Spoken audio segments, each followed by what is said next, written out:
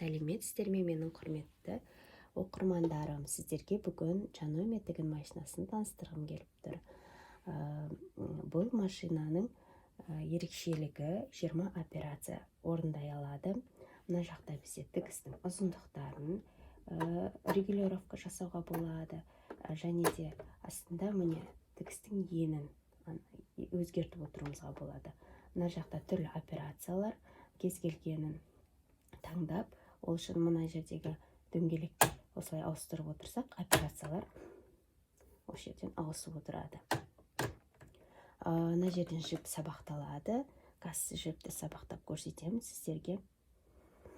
Және де инені, бұл машинканың ерекшелігі, міне инені өзі сабақтайтын операциясы бар. Машинкамен бірге бұл комплектациясында инесі және шпулькалары, қосымша отверткасы және де майлайтын майлары және де осындай лапкалары сізге бірге келеді. Отверткасы, 4 запасной шпулькалары бар және де өзінің машинканың майлайтын осындай майы болады.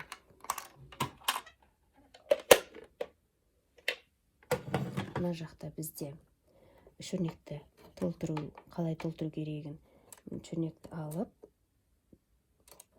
қазір сіздерге қалай толтыру керегін көрсетемін.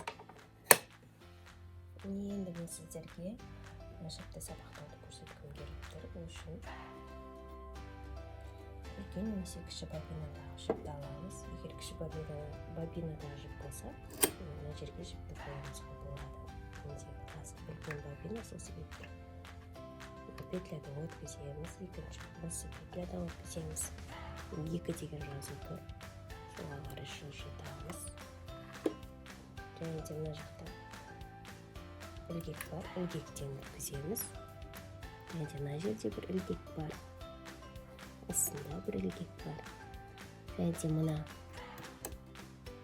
батырманы бассақ, жіпті өзі іліп алып кетеді. Инені сабақтап отырмайсыз. Бізде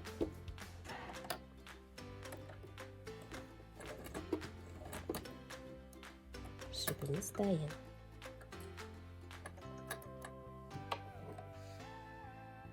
Шпулькамызды осылай жібімізді алып келдік та, мына петлядан өткізіп, шпулькамызды бір рет орап алдық жіпке. Және де оны оңға қарай жылжытамыз. Содан кейін педальды бассақ, уже бізде жібіміз. Міне бізде жібіміз сабақталды, жібіміз дайын. Енді тіге берсек болады. Енді мен сіздерге шпульканы қалай орау керек екенін үйреткім келіп тұр. Ол үшін міне жаңағы бобинадағы жібімізді мына петлядан өткіземіз, керісінше алып келеміз. Мына жақтағы жібіміз бізге енді керек емес. Оны алып тастаймыз. Және де оны, мына жерде менде шпулькалар бар, запасной алып қойғам. Осының ішінде қараны толтырғым келіп тұр. Міне шпулькамызды мында саламыз. Және де жаңағы жібімізді осы шпулькаға ораймыз. Орап жатыр. Осылай бәрі оңай.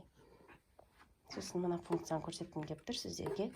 Бұл кнопканы бассақ, артқа қарай, тігісіміз артқа қарай жүреді. Осылай закрепка беруімізге болады. Достар, видеом ұнаса лайк басып, комментарий қалдыруды ұмытпаңыздар. Және де каналға тіркеліп кетіңіздер. Алдағы уақытта менен қандай видео күтесіздер, комментария қалдырсаңыздар, барлығын ескеремін. Менімен бірге болғандарыңызға рахмет. Келесі кездескенше сау болыңыздар.